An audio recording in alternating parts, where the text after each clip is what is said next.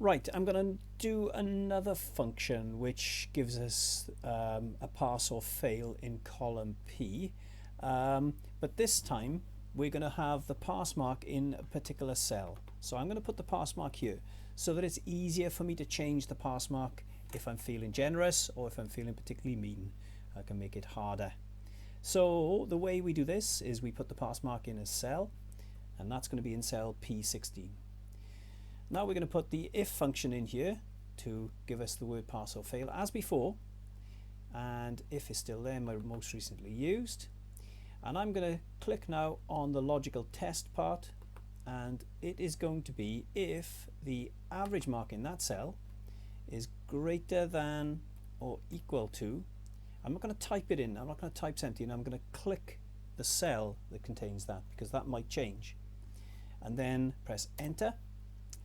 If it is bigger than or equal to that, we're going to put the word pass in, put the correct capitalization in, and fail.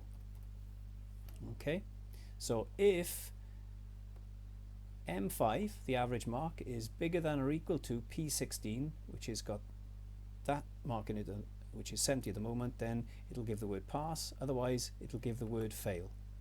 And click OK. And as you can see, it says fail because the mark is below 70%, which is exactly what we expect. Brilliant. Now then, as before, I showed you to copy a formula down, we use this little handle here. Right, let me show you what happens if I do it now. There is going to be a mistake here. Okay, so nothing appears to be wrong, but if we look closely, because we need to check answers always, it's telling us 73% is a pass, but 64% is a fail, is a pass, which should be a fail. So that is wrong. Something has happened that is wrong. This has given us the right answer. We're sure of that.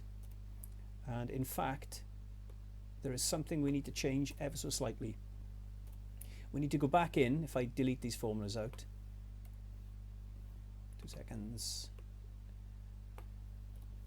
If we go back into this formula here, this function, and double click on it, you can see the function equals if M5, that's the one blue there, the average mark, is greater than or equal to the set pass mark in P16. Do the pass part. Put the password in, sorry, or put the word fail. Okay, the thing we have to change is where this cell is here. And if I show you what happens when we replicate the formula down once, and we double click on it, notice we're looking at the average mark there, which is correct, but the pass cell has moved down one. That's because when we replicate a function down, all row numbers increase by 1. If I do it again, you'll see there's the average mark, that's correct, but look at this cell, it's moved down 1 again.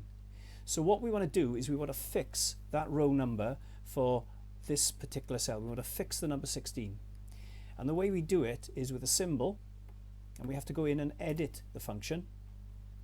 Let me just delete these out. We have to go in and edit the first function. We want to fix the number 16. That's in P16.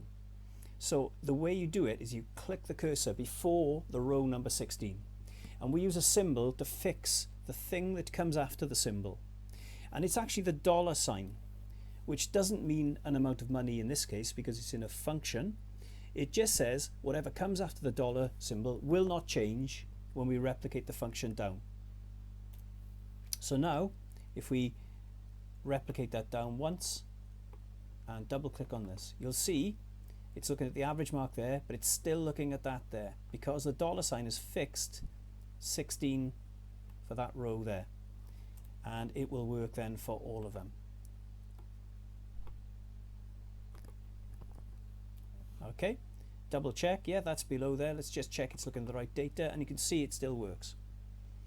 If you were replicating a function and you were replicating it across, changing the column letters, you would put the dollar symbol in front of the column letter to stop that from changing.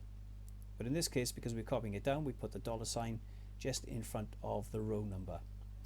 This is called absolute referencing, okay, because it has fixed the row number absolutely, as opposed to what we call relative referencing, where the row number changes relative to where you've copied it.